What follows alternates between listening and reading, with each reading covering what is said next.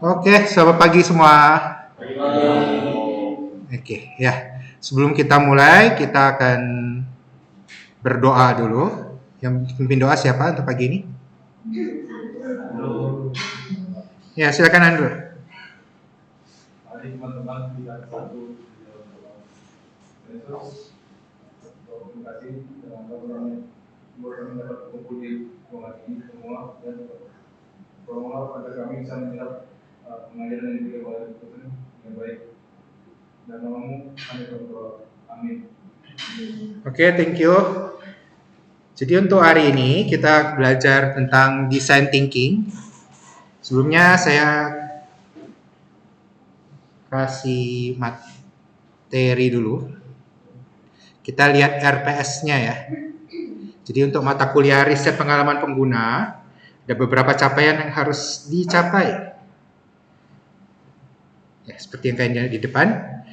Jadi untuk capaian pembelajaran lulusan untuk di prodi STI mata kuliah riset pengalaman pengguna atau UX Research User Experience, bisa dilihat di depan ada beberapa kriteria yang harapannya setelah kalian belajar atau menyelesaikan mata kuliah ini yang kalian capai. Jadi ada CPL-nya, ada CPMK juga, capaian pembelajaran mata kuliah. Kalau misalnya yang di sini berarti utamanya kalian kayak di CPMK 1 ada penguasaan pendekatan metode dan framework yang digunakan seperti hari ini pelajari nanti itu frameworknya design thinking. Jadi ada beberapa hal, langkah-langkah dan CPMK 2 juga itu tantangannya ada solusi yang kalian hasilkan untuk memecahkan permasalahan. Ini ada sub CPMK seperti dilihat. Jadi ini juga akan materinya akan digunakan untuk project kalian. Tugasnya nanti berupa project based learning itu hingga di ujian akhir semester nanti di UAS. Jadi kayak nanti diminta merancang satu aplikasi, ya rancangan ya. Jadi kalian buat prototype atau MVP-nya dengan permasalahan yang ada. Permasalahannya apa? Itu nanti seperti yang disampaikan sebelumnya. Jadi kayak ada nanti buat user persona, customer journey map. Itu untuk di tahap pertama nanti untuk empati.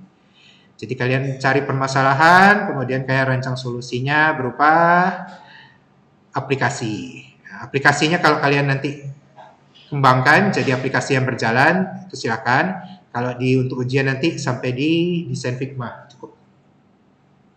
Seperti itu. Ada yang mau ditanya dulu? Oke.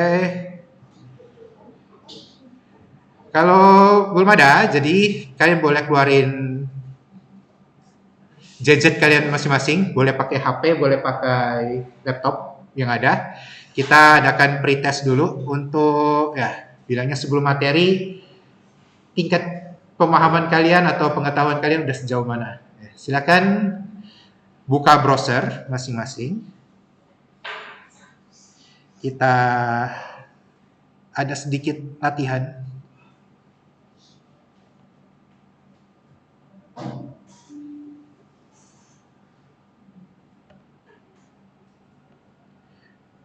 Masuknya nanti pakai nama asli masing-masing ya. Yang namanya kembar atau banyak pakai nama lengkap.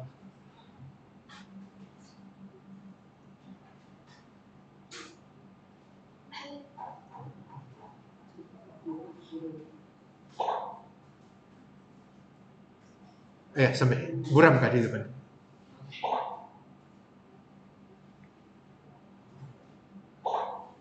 Silakan untuk kodenya. Sambil saya lihat. Ini sambil saya rekam ya. Jadi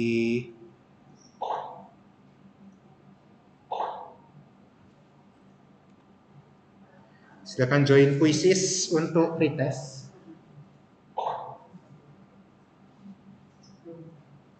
Kalian bisa masukin kodenya atau scan QR-nya. Kodenya 198040.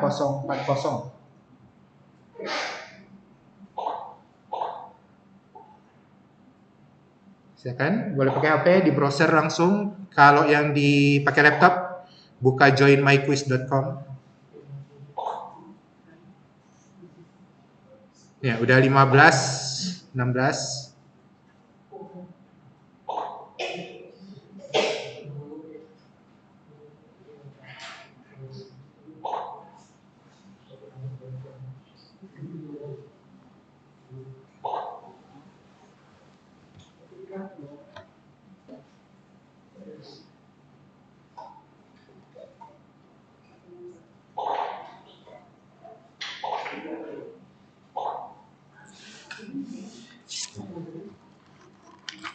Internet lancar kan?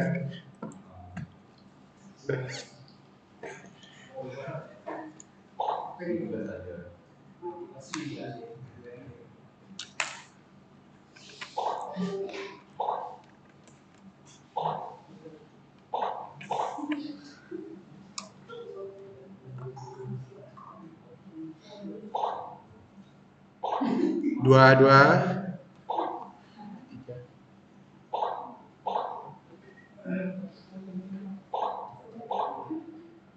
Ya, yang belum siapa? Dan siap ya? Kita mulai 3, 2, cuma 10 soal. Ya. 1. Kerja masing-masing. Iya, ada nilainya nih. Oke, suara saya matikan aja. Jadi silakan kerja masing-masing 10 soal. Pilihan ganda semua.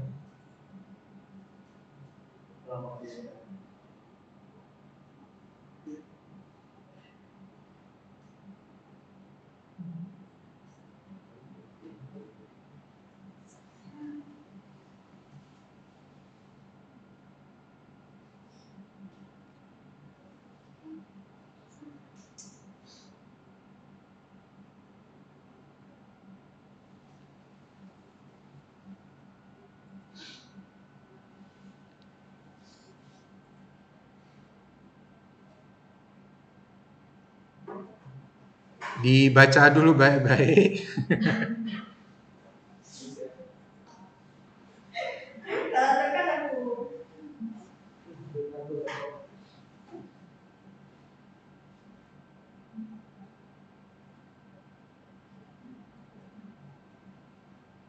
Jadi di pretest itu biasa dipakai untuk mengukur pemahaman kalian, misalnya sebelum materi atau pengetahuan dasarnya gimana. Nanti setelah materi nanti ada post test. Nah, jadi dengan soal yang mirip atau sama, apakah ada peningkatan nggak nanti nilai kalian yang di pretestnya? Tetapi tetap kerja semaksimal mungkin. Kerja masing-masing, jangan browsing juga.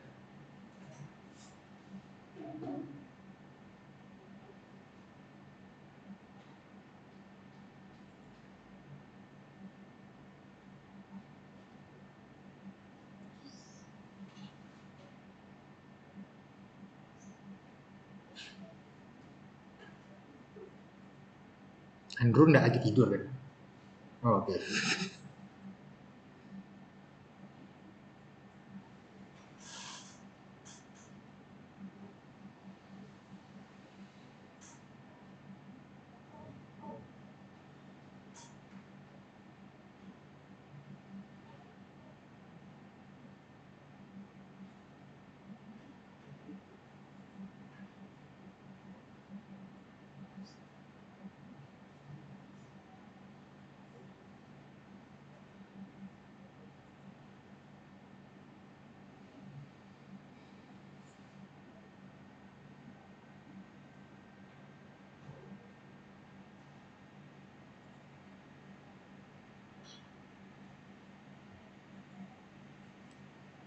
Ya, ini James sama Septian masih baru berapa soal nih?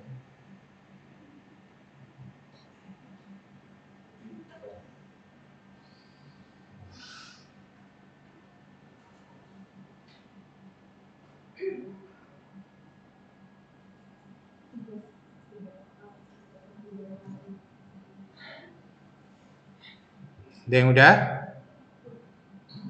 Yang udah boleh tunggu bentar. Jangan ini. Jangan lari-lari.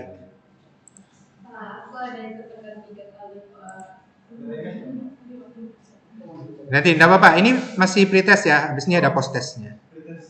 Ya, pretest.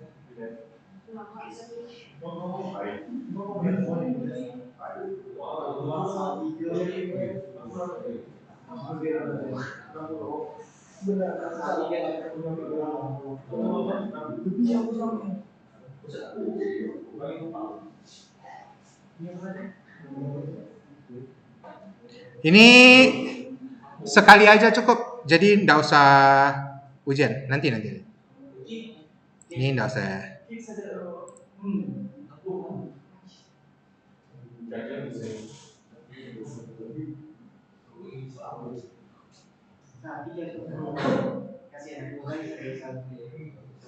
Ya, saya tunggu sekitar 3 menit lagi.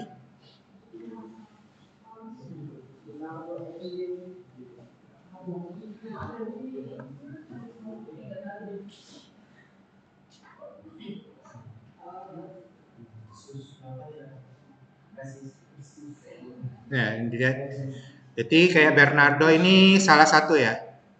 Serly salah 2, Felix, Rio, Doni, Marcelino salah 2, Jenny salah 3, Nandi, Juven ya salah 3, Lim Hak Peng juga, Angelin salah 4 ya berarti.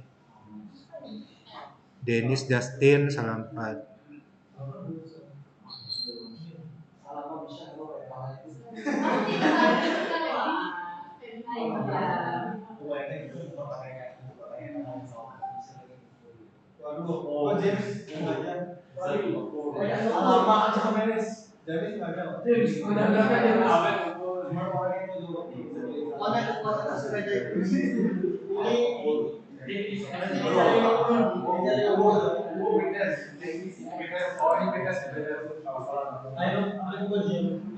Tapi tidak kerja sembarangan. Oke, nanti dilihat ya. Yang paling banyak yang salah. Nah, ini 14. Ini 9.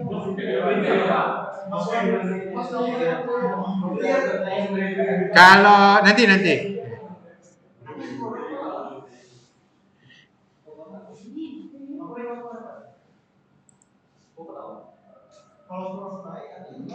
Oke.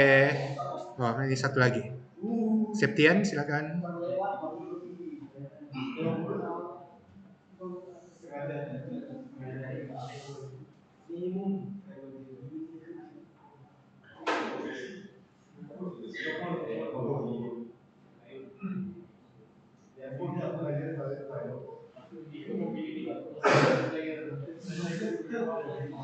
Oke. Udah semua ya berarti?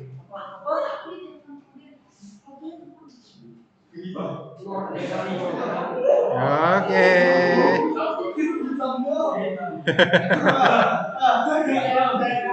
Itu avatarnya aja. Oke, berarti di kelas 62%, nah materinya udah bilangnya benar lah, hijau kan dia, udah paham, udah ngerti. Jadi nanti diusahakan yang merah-merah yang salah ini. Oke, kita masuk ke materi.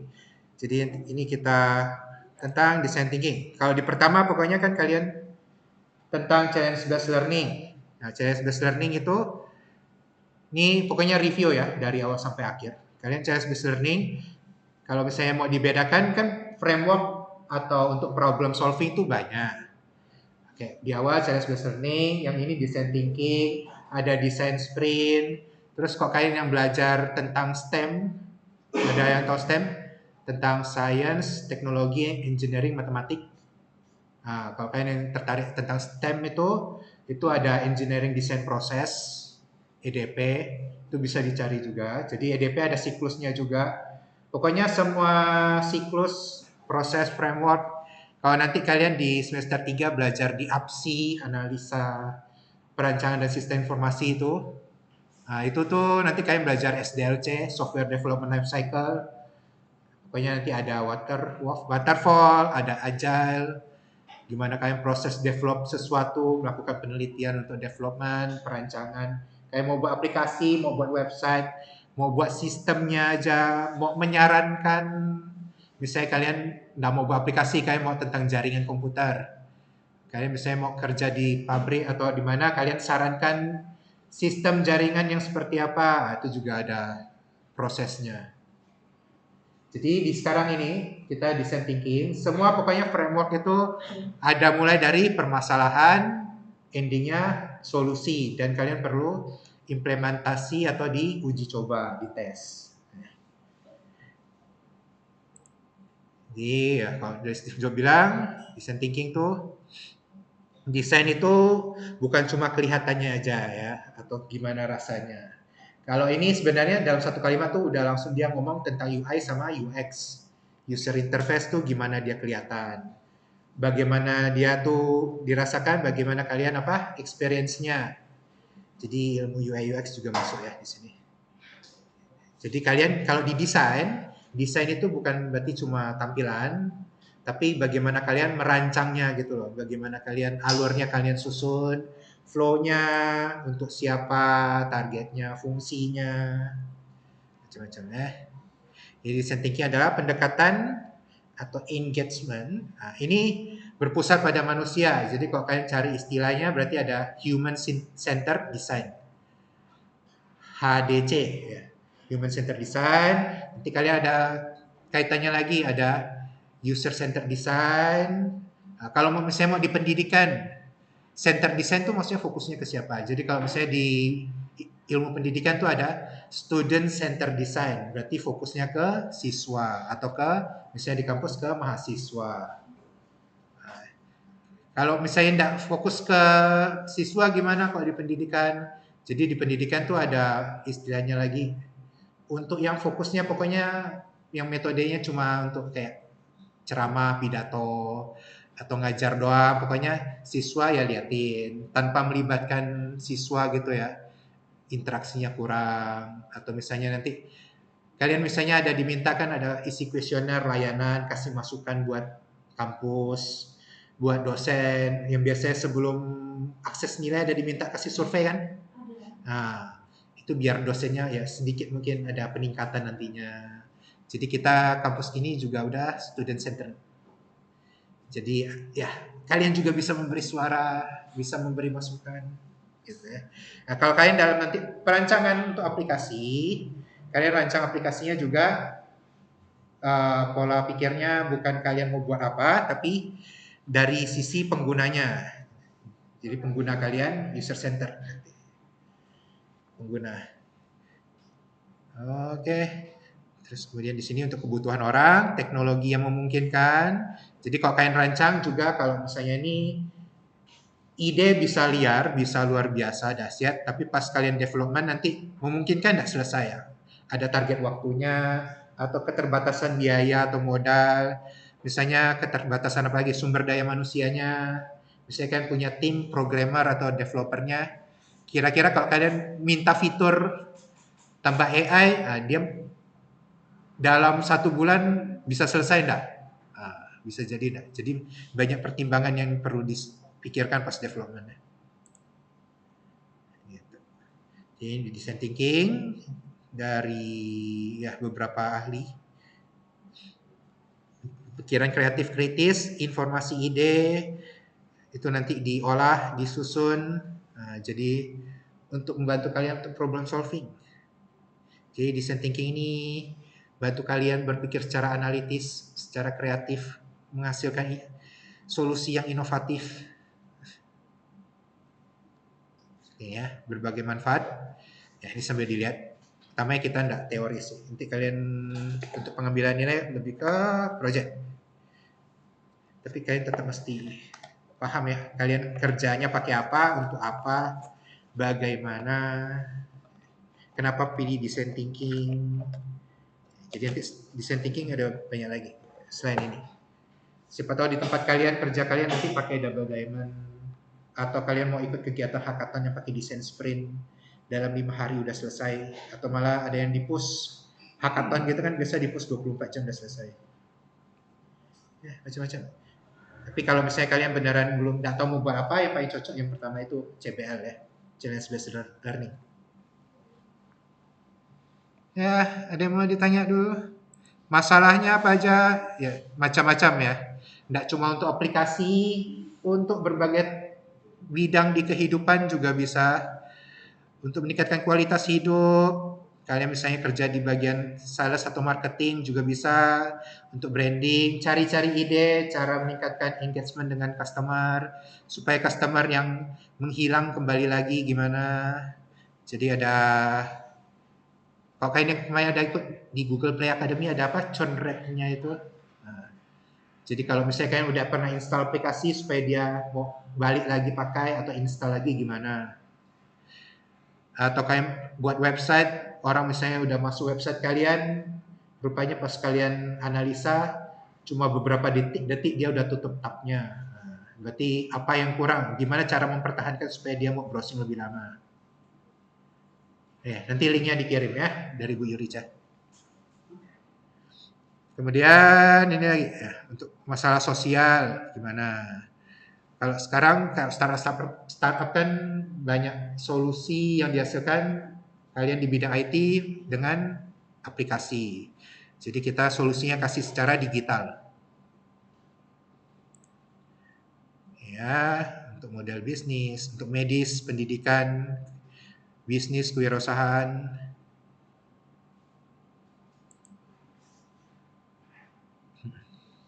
Jadi ini kita sambil jalan, kita masuk ke tahapannya aja langsung. Jadi ada 5 tahapan, kalau kalian tadi lihat di pretest, ya, pilihannya ada 5. Jadi utamanya dari ini, di yang pertama, tahap pertama ada empathize. Empathize ini empati. Jadi ada simpati, ada empati.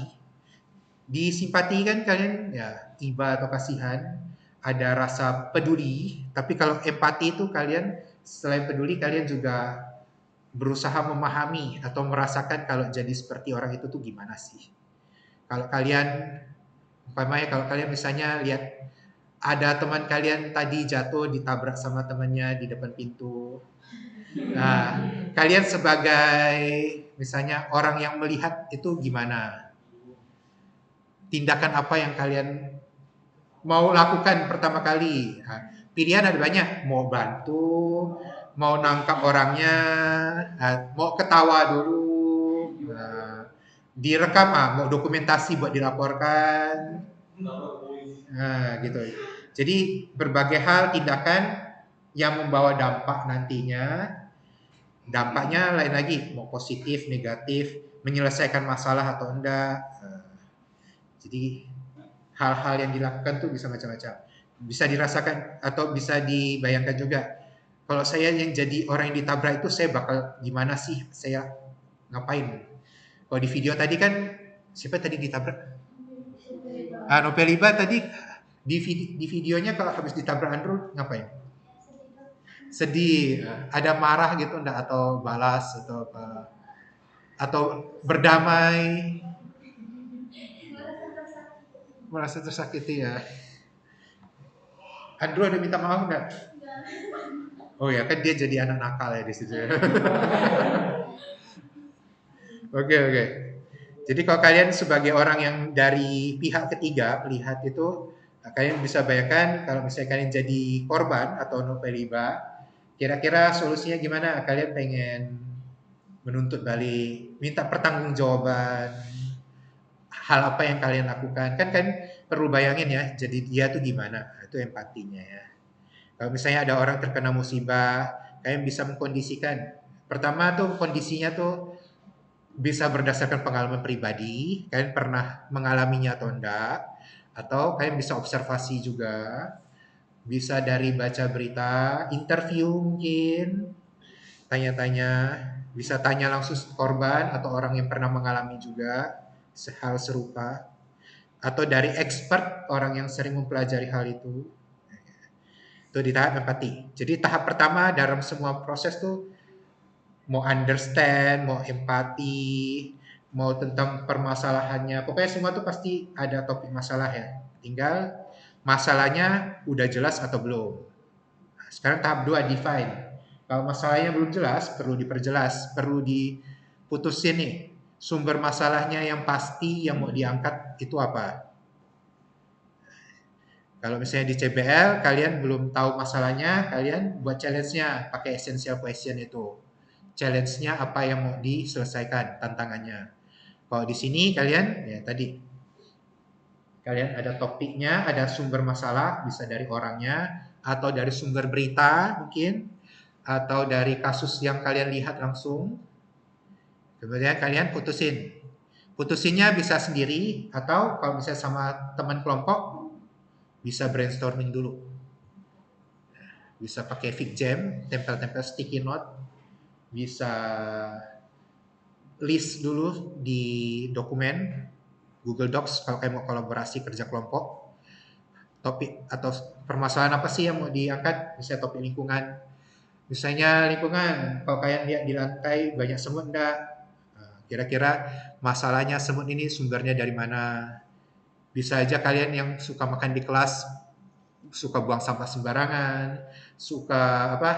Atau misalnya kalian belum buang nanti pas tunda pelajaran tapi kalian lupa ketinggalan sampahnya akhirnya jadi semut atau misalnya petugas kebersihannya lupa bersihkan jadi sumber masalah bisa beberapa di define ini kalian putusin satu cari kemudian masuk tahap berikutnya ideate ini sama lagi dengan teman kelompok ya cari solusi ideation ya tahapnya kalian buat solusi bisa sketsa boleh langsung boleh kalimat dulu deh solusinya kalian mau misalnya aplikasi tentang tadi kalau misalnya tentang sampah pengumpulan sampah atau mau pengolahan sampahnya atau tentang sederhana dulu informasi atau mengedukasi dampak sampah yang kalau tidak dibuang bisa terjadi apa aja entah kelasnya jadi kotor dampak penyakit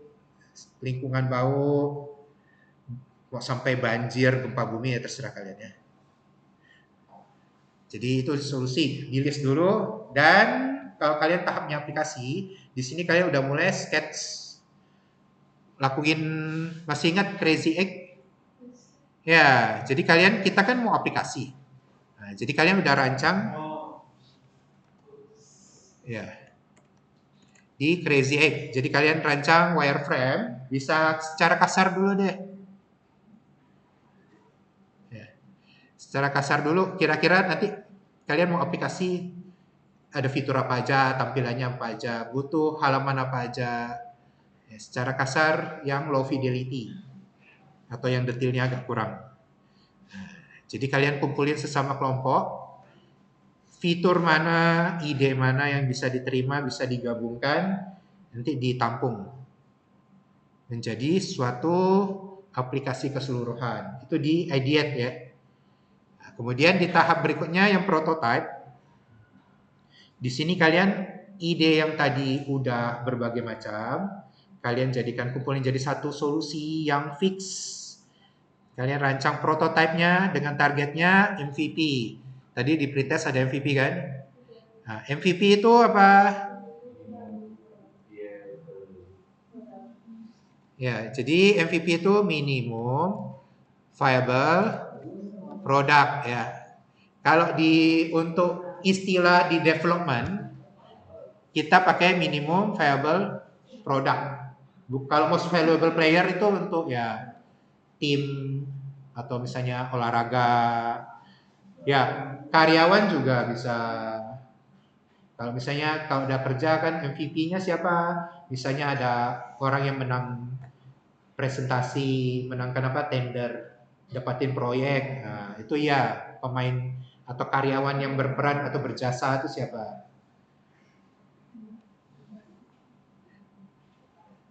Terus kalau di produk, kalian buat aplikasi produk digital, minimum viable product di prototype itu bisa digunakan tapi belum 100% jadi.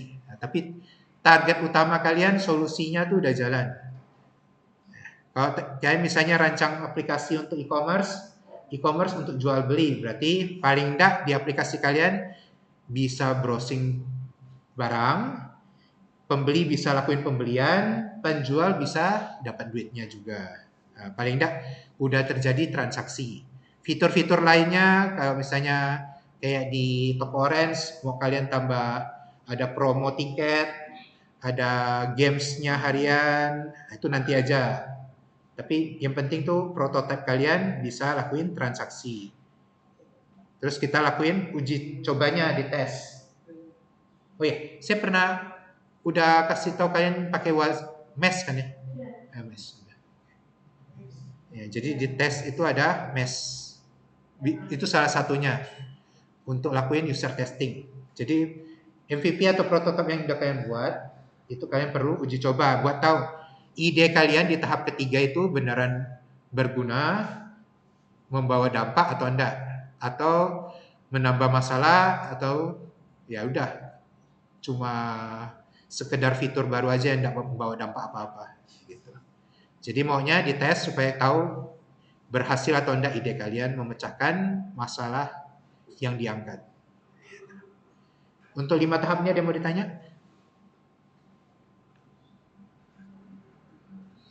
Ada aman-aman? Serius ya? Benar ya? Yakin? Oke, jadi ini ya untuk 5 tahapan. Terus kita sekarang sesuai yang pertemuan di ini pertemuan ke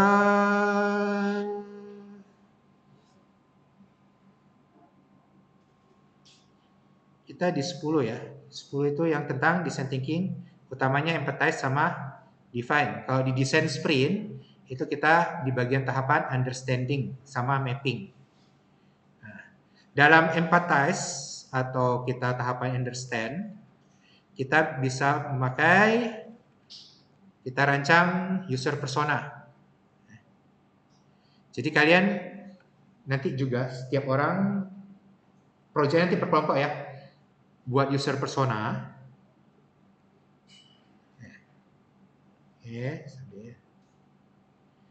Jadi user persona ini yang namanya persona itu bukan orang asli. Bilangnya kalau misalnya di dunia virtual atau cyber itu avatar, perwakilan. Nah, jadi user persona itu bilangnya perwakilan dari pengguna. Kalau kalian targetnya buat aplikasi nanti, jadi kalian udah buat rancangan. Kira-kira calon user kalian tuh orang seperti apa sih kategorinya gitu. Bisa dari jenis kerjanya, rentang usia, jenis kelamin, hobinya, jadi itu. Mungkin dari gaji. Jadi tujuannya user persona ini pertama buat tahu kita tuh rancang aplikasi atau nyusun solusi itu untuk siapa sih. Kalau kalian nanti mau presentasikan pas pitching ke cari calon investor juga bisa kasih tahu nih. Investor tuh juga tahu kalau misalnya kalian launching produk kalian jadi pengguna yang pasti itu siapa. Kan kalian tidak bisa ngomong untuk semua umur, semua usia, untuk semua orang, terserah mau dari anak-anak sampai orang dewasa. Tidak kayak gitu ya. Jadi kalian udah ada target khusus yang pasti menggunakan untuk meyakinkan. Jadi kayak langsung ini beberapa ya. Jadi kapan pakainya itu biar tadi tidak mengeneralisasi semua orang bisa pakai, kita fokus ke target user yang benar. Jadi nanti langsung ke contoh aja ya. Ini untuk pengumpulan datanya. Nah, jadi contohnya seperti ini. Orang ini belum tentu ada benar atau enggak karena ini cuma persona atau avatar tadi. Jadi bisa perwakilan. Tapi kira-kira kalian bisa menyimpulkan dari sini usianya misalnya. Di sini si Clark ini 26 tahun. Dia ini seorang software developer. Tinggalnya di mana, statusnya apa. Nah, yang perlu kalian lihat perhatikan kalau di utamanya pas baca user persona itu dari goals-nya. Goals-nya itu dia pengen menghentikan pola hidup pola makan yang tidak sehat dan menghentikan kebiasaan dia minum-minum, drinking habits-nya gitu. Dia pengen hidup sehat, dia pengen jaga pola dietnya, pola makan, sama hidup sehat. Udah nggak minum-minum lagi. Terus dia pengen membawa dampak positif dalam kehidupan. Itu tujuan dia. Ini masih umum ya. Terus kemudian frustasinya dia, atau nanti kita sebutnya pain point, hal yang dia tidak suka, tidak senangin, atau kesusahan dia selama beraktivitas atau dalam hidupnya. Misalnya dia yang pertama, itu dia tidak familiar atau tidak terbiasa dengan teknologi yang gadget yang dipakai, wearable. Mau misalnya pakai headset, mau pakai jam tangan. Terus kemudian dia tuh dia tuh kesusahan juga dalam manajemen waktunya. Dia tuh manual tracking itu dikit-dikit kalau ada apa dia mesti ngecek dulu, kalau enggak dia kelupaan. Dia kira-kira berarti dari goals sama frustasi aja udah harusnya kalian udah sambil bisa kepikir ide fitur atau aplikasi apa yang bisa kalian sarankan buat dia si Clark ini. Kalau kalian nanti udah ada aplikasi, kira-kira ide fitur apa yang bisa kalian kasih tahu dia. Misalnya tadi untuk tracking waktu, fitur apa supaya dia tidak manual ngecek. Nah, entah kalian ada memberdayakan alarm, tiap HP ada alarm, tapi kira-kira kalian entah buat pop notifnya, push notifnya, terus kemudian ada mungkin voice overnya gimana untuk mengingatkan atau memberitahu dia udah jadwalnya ngapain nih. Nah, misalnya atau dia kelamaan beraktivitas, misalnya main game, gimana cara remindernya supaya dia menghentikan. Entah layarnya sleep otomatis atau muncul notifnya gimana. Seperti itu ya. Bayo, branding itu untuk bisa perbandingan dengan kompetitor kalian. Kalau misalnya kalian untuk yang tadi e-commerce, bisa toko hijau, toko orange, toko biru, ya macam-macam ya. Jadi brandnya bisa ditampilkan. Kalau tadi untuk manajemen waktu, di sini dia masukin alarm yang di HP. Terus untuk hidup sehat, dia ada untuk yang Google Health. Di sini juga ada Google Calendar untuk manajemen waktu dia. Terus hidup sehat dia pakai brand dari Nike, ada centangnya itu. Seperti itu. Jadi di user persona kalian bisa tampilin beberapa hal mengenai calon user kalian. Cara ngumpulin datanya gimana? Bisa kuantitatif, bisa kualitatif. Kuantitatif kayak mau survei, ngumpulin metadata, atau misalnya kalian punya website, aplikasi, kayak misalnya kalian punya toko di Shopee atau di mana, kan kalian bisa lihat data penjualannya, bisa analisis market. Kalau kualitatif kalian lakuin interview, lakuin wawancara langsung. Terus dia diminta open question ya. Open question tuh yang tidak berakhir dengan jawabannya singkat-singkat ya atau enggak. Itu close question. Open question kalian bisa cari yang buat rancang yang pakai mengapa, bagaimana caranya. Jawabannya panjang-panjang. Atau direct observation. Kalian ngamati langsung atau bilangnya bisa field observation ya, terjun lapangan. Kalian kalau misalnya kalian kerjanya di apa? Di bagian untuk travel, berarti kan tidak cukup untuk browsing-browsing aja, kalian cari data. Kadang kalian mesti terjun langsung ke tempat wisata mungkin, ke tempat kalau tadi untuk jualan ya, berarti langsung terjun bisa ke tokonya, tempat jualan di pasar langsung ketemu sama konsumen, sama produsen, penyedia barang, seperti itu ya. Ada yang mau ditanya untuk user persona? Untuk yang tugas nanti, kalau user persona juga, kita harus masukkan data-datanya seperti apa? Iya. Kalian kan nanti targetnya kan dosen atau staff. Itu udah dapat belum kalian? Udah. Harus udah dapat ya. Minggu depan ini dosen sama staff ada. Pokoknya jam kerja ya, jam 8 sampai jam Kalau staff sampai jam setengah 4 sore. Aku kan Pak Filbert kan mesti kontak dulu. Boleh sama, boleh buat baru. Boleh sendiri maksimal 3 orang. Jadi silakan rancang user persona berdasarkan kalian hasil wawancara. Seperti yang dibilang, kalian boleh ada close question sebenarnya, tapi utamanya yang open question, tanya. Misalnya eh, bagaimana keseharian Pak Filbert, misalnya transportasinya, kita targetnya transportasi nih. Ke tempat kerjanya bagaimana sehari-hari. Atau kalian mau target misalnya manajemen waktu. Dia kerja di dua tempat berbeda, bagaimana Pak Filbert melakukan manajemen waktu biar balance. Satu di sekolah, satu di kampus. Terus misalnya apalagi ada ya mau kalian kaitkan dengan kehidupan rumah tangga, bisa ngurus baby kan, gimana. Oke, ada lagi gimana ya? Jadi itu untuk user persona. Tiap kelompok itu satu user persona, bukan misalnya 3 orang 3 user persona, enggak ya. Terlalu banyak itu nanti. Tapi sebenarnya gini ya, user persona tuh calon pengguna kan. Nah, pengguna kalian kan sebenarnya tidak cuma satu kategori, tapi untuk tugas nanti cukup satu sebenarnya. Nah, tapi pas nanti beneran, misalnya gini nih, kalian buat aplikasi tentang kayak Halodoc gitu. Halodoc itu kalian sebagai pengguna kan kalian pakai untuk konsultasi sama dokter.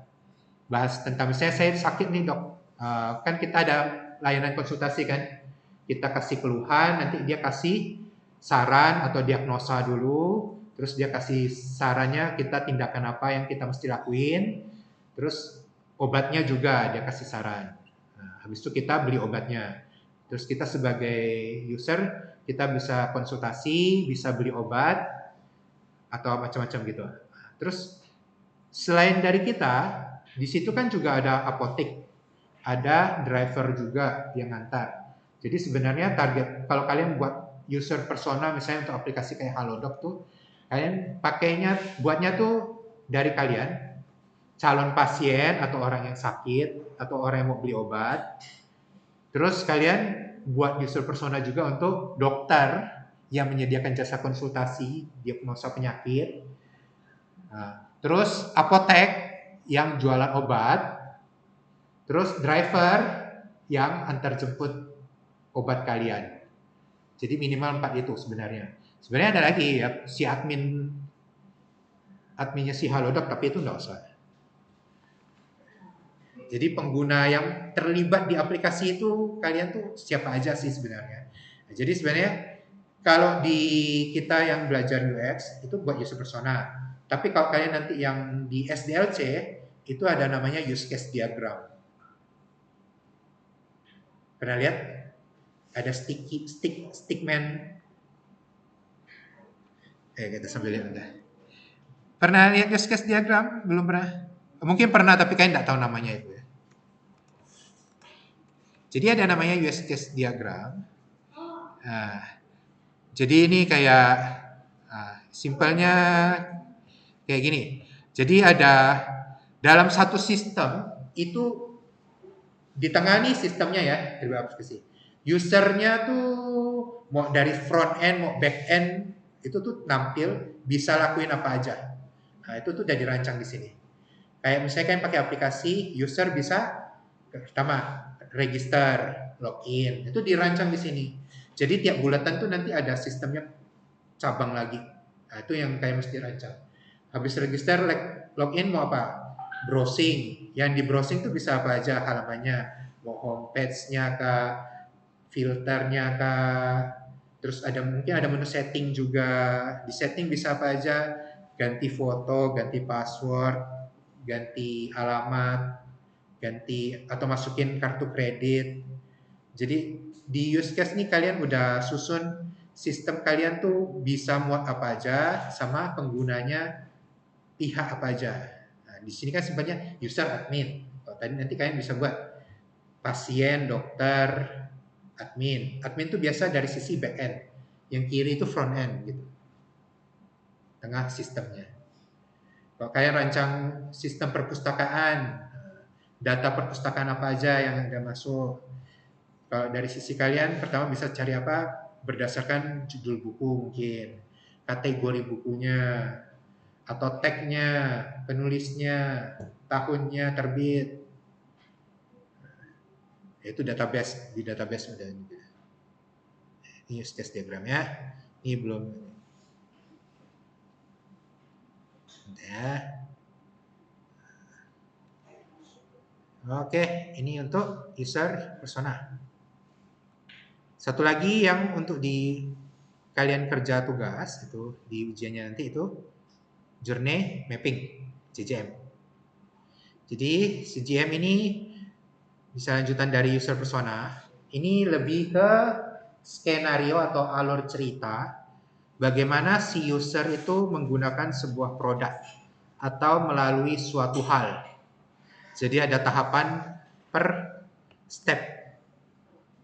Nah, jadi bagaimana pengalaman? Ya, ini kita tentang user experience ya. Jadi kita semua pengalaman itu kita juga perlu tahu. Kalian ngumpulin data. Taunya dari mana? Bisa kalian lakuin wawancara atau kalian mungkin lihat kalau misalnya dia ada mungkin ngevlog atau ada diary juga bisa tahu dari situ. Paling cepat sih tanya jawab langsung sama dia. Jadi di sini ada tahapan dari awal sampai akhir sama ya kayak kayak belajar algoritma. Kalau suatu proses atau suatu hal itu ada start, ada finish. Ada permulaan, ada akhir gitu ya. Jadi hal apa aja yang dibutuhkan? Di sini ada 5 hal yang utamanya. Jadi ada touch point. Touch point itu bagaimana sih si user itu terlibat sama hal itu. Jadi misalnya kalian tentuin pas dia pakai aplikasi mau tentang Gojek misalnya, tentang Tokopedia, Shopee, atau tentang apa lagi misalnya kan mau film simpel yang tentang kayak Netflix atau View atau medsos tentang IG, Facebook. Gimana cara dia tahu hal itu, bagaimana cara dia menggunakannya, terus actionnya gimana, emosi saat menggunakannya juga, pain point di sini sama opportunity itu yang utama ya.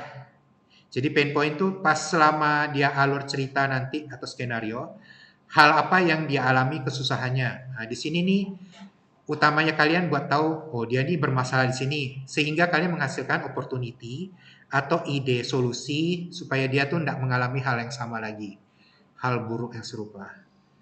Nah, jadi kalau misalnya orang itu atau kalian tahu permasalahannya di mana, di pain point-nya itu, atau kalau di user persona tadi frustasinya, kalian bisa ada ide atau kesempatan untuk masuk di situ memberikan solusi. Jadi ini contoh template kira-kira bakal apa aja. Jadi emoticon bisa untuk feelingnya gimana. Mau dia happy, bingung, sedih, marah, frustasi. Ya. Jadi silakan. Boleh pakai kata-kata, boleh pakai emoji ya ini. Tolong jangan pakai meme ya. Meme yang kurang jelas dengan kata-kata yang aneh juga. Ya udah ada banyak contoh kan ya. Oke, boleh kayak gini juga. Di sini ada grafik. Jadi yang grafik atas bawah gimana Pak cara bedakannya? Feeling up, feeling down-nya tuh, pokoknya target kita tuh user tuh happy itu grafiknya ke atas. Kalau user sedih atau emosi, nah itu kita arahin ke bawah ya. Kalau netral ya pokoknya muka datar, berarti di tengah-tengah gitu. Kalau kalian nggak mau pakai grafik, pakai emoji aja yang jelas, itu udah cukup juga. Ya, jadi silakan nanti contoh yang paling sederhana mungkin ini. Jadi ini yang beberapa udah ada buat juga yang untuk olahraga. Jadi dia bertahap dari kiri ke kanan. Baris dan kolom tuh sebenarnya nggak masalah. Yang penting kalian kasih tahu tahapannya yang di mana. Tahapan cerita ya.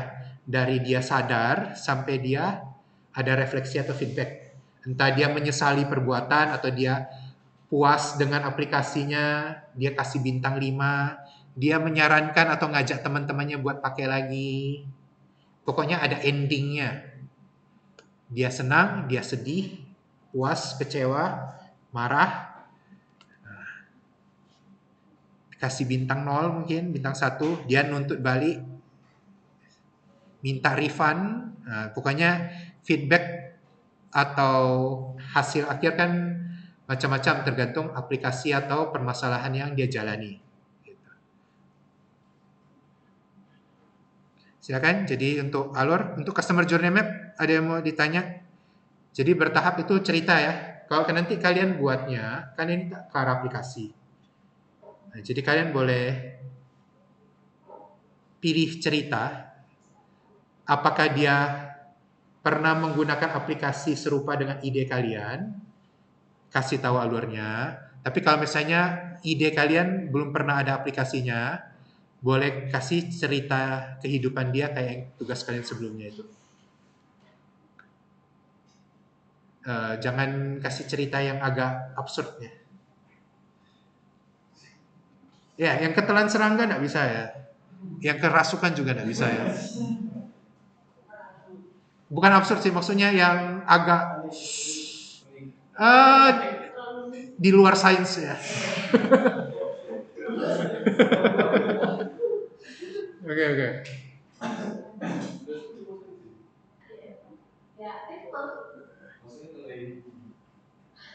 Oke. Jadi ingat tahapannya dari awal sampai akhir, ada aksinya, terus apa yang dia pikirin sih pas mengalami hal itu. Kayak, kok bisa kayak gini sih? Kenapa harus saya? Kayak kemarin yang ada ikut lomba, kok harus saya yang dipilih padahal banyak orang lain. Itu cerita kok udah sih. Terus gimana feelingnya? Dia khawatir atau sedih atau excited, malah tertantang gitu kan. Terus opportunity-nya gimana? Nah, opportunity di sini ingat ini saran dari kalian sebagai pihak ketiga. Ya. Orang luar pas lihat ada masalah ini, dia bisa kasih saran apa? Sarannya berupa bukan berarti langsung fitur ya sebenarnya. Tapi kalau kalian arahnya fitur silakan. Opportunity-nya, kesempatan apa yang bisa kalian hadirkan atau masukin untuk mengatasi pain point-nya tadi. Kalau dia tidak senang, gimana kalian bantu? Kayak misalnya dia orang yang suka cari barang murah, nah, kalian bisa masuk di situ menghadirkan fitur promo atau ada gift code-nya atau fitur apa referral, undang banyak orang dapat diskon, nah, gitu. Jadi macam-macam ya promosi atau pokoknya hal yang membantu. Ini kan juga perancangan. Kalau kalian mau masukin fitur apa lagi dengan device pakai IoT atau pakai AI, ada machine learning-nya gitu. Silakan dimasukin juga. Ya, ini berbagai contoh, mau dari simple sampai yang full kompleks itu juga ada contohnya. Silakan nanti slide-nya dibagikan, ada di Classroom, bisa diakses, bisa dilihat langsung contohnya, lebih jelas. Kalau di depan mungkin agak kecil gambarnya. Ada yang mau ditanya? Cukup. Utamanya ini tentang design thinking ya. Jadi sebelum ini kita lihat kembali lagi tahapannya apa aja? Empati, define, ideate. Oke, ada 5 ya. Tahapannya ngerti ya? Pokoknya dari awal empati sampai di uji coba. Empati kalian berusaha memahami orang yang punya masalah atau permasalahan yang ada. Define itu dari berbagai mungkin penyebab masalahnya kalian putusin satu permasalahan yang beneran kalian mau selesaikan. Tahap ideate kalian lakuin brainstorming. Nah, kalau sendiri gimana? Terpaksa berarti kalian eh, bukan brainstorming ya, bilangnya kalian mungkin ada dokumentasi, kumpulin list ide-ide kalian, yang mana masuk akal, mana enggak, mana yang memungkinkan, mana yang enggak mungkin. Apalagi kalau kerja sendiri ya benar-benar banyak keterbatasan, nanti solusi mana yang paling bisa dibuat dan paling cocok juga jangan lupa untuk user tersebut. Nah, kalau misalnya kayak kalian misalnya buat solusi untuk anak-anak. Nah, anak-anak ini banyak keterbatasan misalnya. Pertama, kalau anak-anak mungkin kan enggak dia tuh udah pegang HP atau udah buka laptop buat browsing website sendiri. Tergantung usianya lagi kan. Nah, mungkin atau enggak. Jadi kalau misalnya apakah kalian perlu lakuin nih survei. Jadi ke orang tua yang udah punya anak atau mungkin saudara kalian. Kalau kalian punya anak misalnya kalian kasih HP-nya umur berapa? Nah, itu perlu kalian tahu juga ngumpulin data. Terus misalnya kalau misalnya udah sekolah nanti ada grup kelas gimana? Nah, biasanya kebanyakan malah orang tuanya yang masuk. Adanya grup orang tua bukan grup anaknya. Dan itu sama grup wali kelas. Anak-anak biasa umur berapa, tapi tergantung juga kan butuh survei makanya. Berapa persen? Yang dicari yang mayoritas. Penggunanya lebih banyak, lebih bagus. Jangan cari yang minoritas. Berani beda itu bagus, tapi juga dikondisikan. Terus kemudian di prototype. Di prototype kalian solusi yang udah dirancang, udah dikumpulin, nah kalian buat. Kumpulin jadi satu, yang mirip-mirip, misalnya sama teman, digabungin. Kalau berbeda, tapi bisa diimplementasikan, ditampung. Dan habis itu di testing. Oke, kayak gitu. Kalau nggak ada tanya, berarti buka lagi HP-nya, kita post test ya.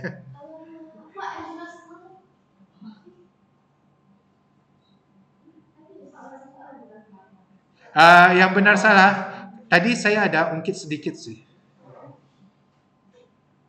Di bagian terutama untuk perbandingan berbagai framework. Ada. Jadi intinya, semua hal yang kalian pelajari framework ini, mau CBL, design thinking, design sprint, itu fungsinya apa? Untuk problem solving. Selalu dimulai dari pemahaman masalah dan solusi yang diujikan ke user. Ini, jadi tahap kalian untuk di UX research itu, kalian tahapannya sampai situ, udah dites. Soal di development, aplikasinya nanti jadi coding atau enggak, itu kita serahkan ke programmer atau developernya. Gitu. Kalian ini merancang, desainer. Yang namanya desain itu rancang ya. Ya, kalian bukan coding. Nah, tapi ada lagi job namanya UX engineer. Engineer kan? Nah, jadi ya, itu makanya tergantung. Kok baru bangun?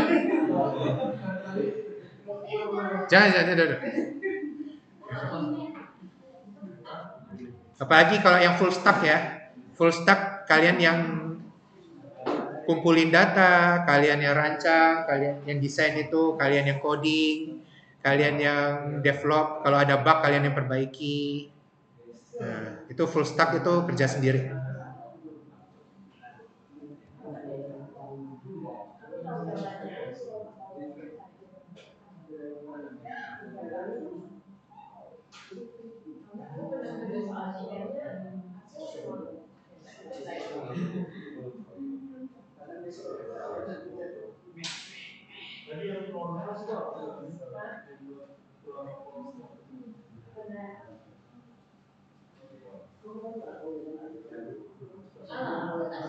Oke, silakan masuk ke kuis yang baru.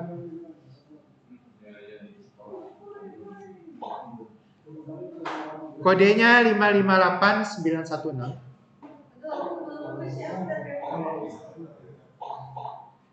Atau kalian mau scan QR.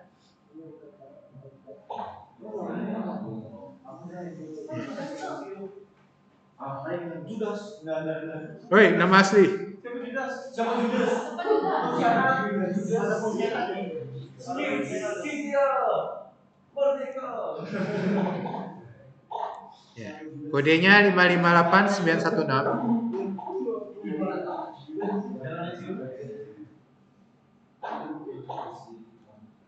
Namanya juga seperti itu lah. Iya, nggak apa-apa. Selama kalian bisa dibedakan.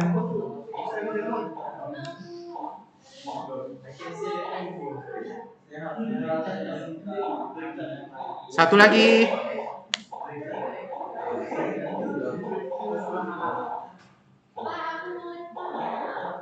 Hah? Udah, namanya udah di depan semua. Satu lagi. Oh, Jenny belum. Ini Jenny udah di sini. Di refresh coba. Judas udah dikit kan? Coba lihat lagi.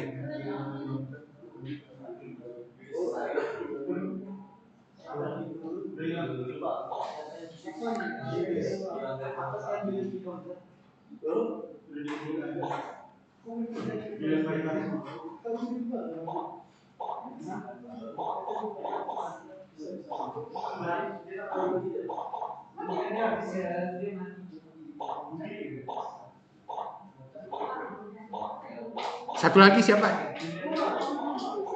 John belum. Oh, Judas kan tadi?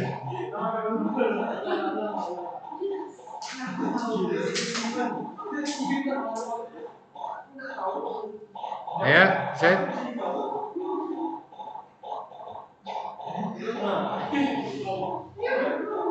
Apa tadi Pak? Itu tadi yang tuh.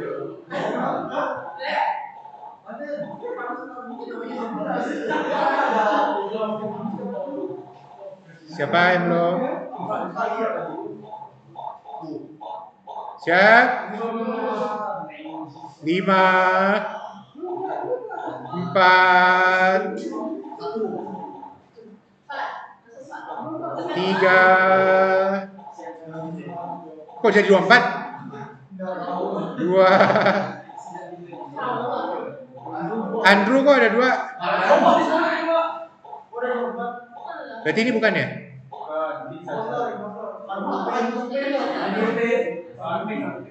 Oke, kita mulai.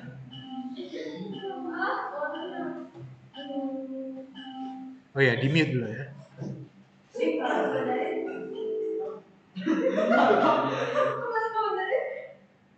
Oke, kerja masing-masing, jangan diskusi. Jangan browsing. Jangan buka slide.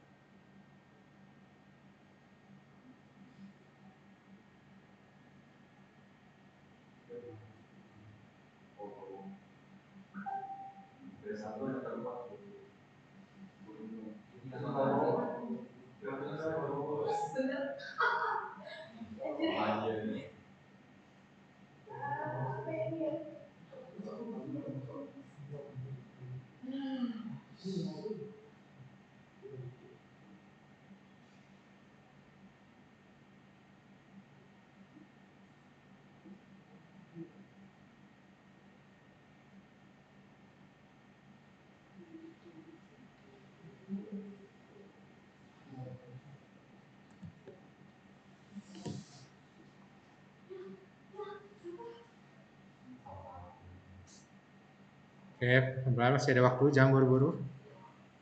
Kalau lihat akurasinya meningkat ya, tadi 62%. Sekarang 84. 85. Ya, Felix sama Bernardo selesai benar semua. Michelle juga. Wanandi salah satu, Dustin salah satu. Ya, ini Michelle benar semua sih. Pelan-pelan. Wanandi, Nopeliba salah satu, Angelin salah satu. Ini tuh nilai akhir. Iya, nilai akhirnya yang saya ambil ya.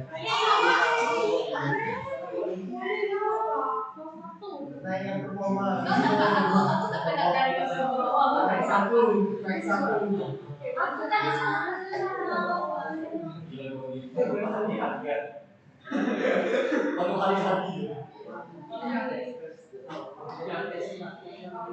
Jadi yang dilihat nih peningkatannya ya.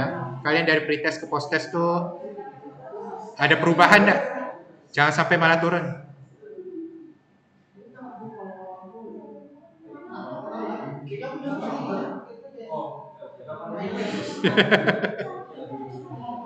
Dennis salah 3 ya.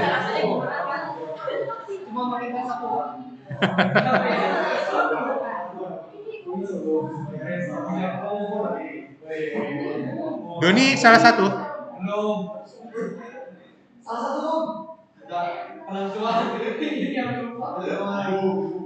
Dah, jawab aja.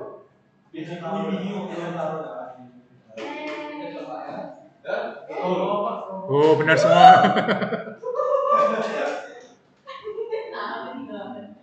sama di bagian yang aku yang soal itu ya Pak.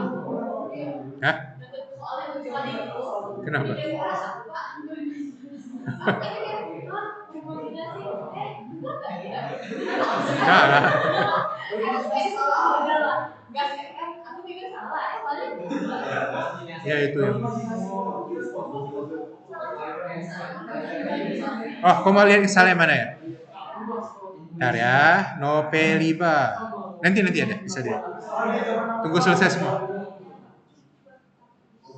Oke. Dua lagi.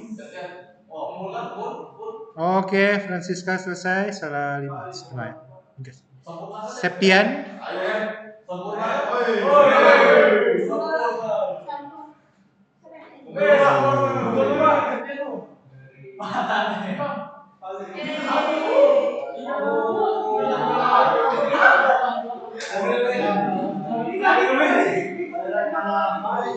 Oke, ini peringkat 1, 2, 3 itu lihat kecepatan jawabnya ya.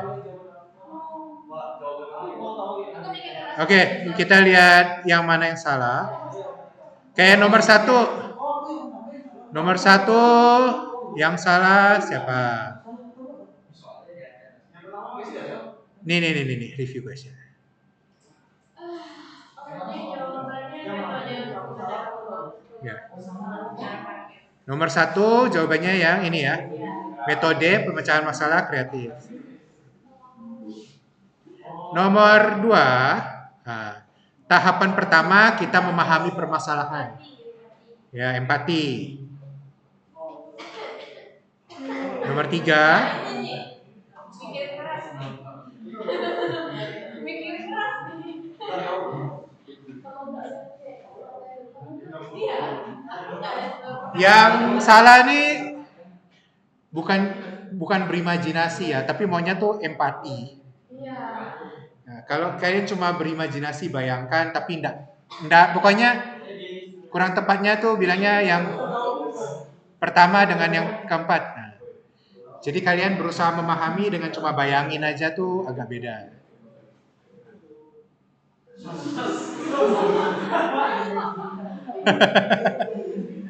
Tahap kedua, habis empati apa?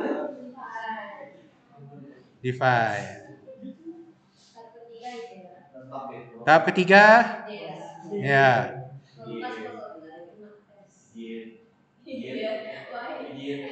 Tahap terakhir. Berarti tahap keempatnya apa?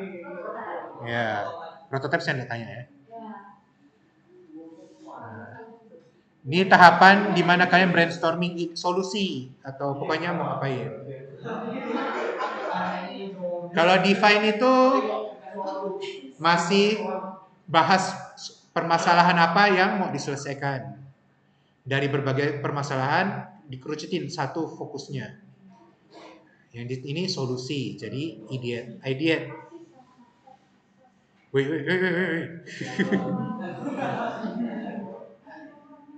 Nah, ini tahapan pengguna mencoba prototipe yang sudah dirancang. Berarti tes. Prototipe itu tahap lain buat barangnya. MVP-nya minimum viable product, bukan valuable ya. Oh ya, ini kelewat tadi. Framework untuk problem solving dari pemahaman mengenai permasalahan. Ya, benar. Pokoknya semua framework kalian untuk problem solving, dimanapun yang kalian ketemu itu selalu mulai dari dia bakal memahami masalah, mau tahap understanding, empati, dari big idea, kalau misalnya challenge based itu, dari apapun itu selalu ada masalahnya dulu ya pasti. Kalian mesti tahu masalahnya apa, baru buat solusi. Oke, ada yang mau ditanya sebelum kita akhiri? Jadi dong, ini tutup dulu, kita closing dulu. Itu cuma bentar sih. Nanti saya tanya Bu Fitri boleh bawa pulang nggak? Nggak ada.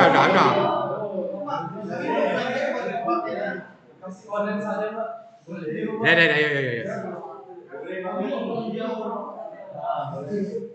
Oke, kalau enggak, berarti kalian siapin untuk projectnya. Tadi calonnya yang mau diwawancara siapa, dosen atau staff, buat user persona sama CJM, kemudian buat desain Figma-nya. Ya, itu aja. Nanti saya kirim listnya di classroom. Iya, prototype yang bisa diklik-klik dong. Maunya kalian kasih saya yang mesh-nya itu, tapi ya itu nanti aja. Oke, kalau udah ada kita akhiri berdoa pulang. Siapa?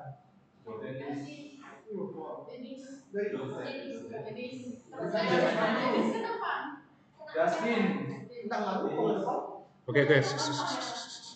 Masih di depan. Oke, ditunjuk berarti. Ya, gacha ya. 1 sampai 20. Oh ya. Hari ini tanggal berapa? Denis.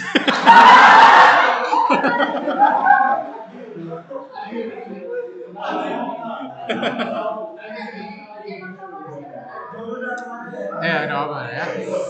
Oke. Kita doa untuk semua pulang. Mari, silakan. Tuhan, terima kasih hari ini kami telah menyelesaikan kuliah kami. Sekarang kami akan pulang ke rumah masing-masing. Tuhan lupa sertai kami di jalan agar kami sampai di rumah masing-masing dengan selamat Tuhan. Amin. Oke, terima kasih. Kita akhirin untuk kuliah. Saya close juga rekamannya ya. Thank you.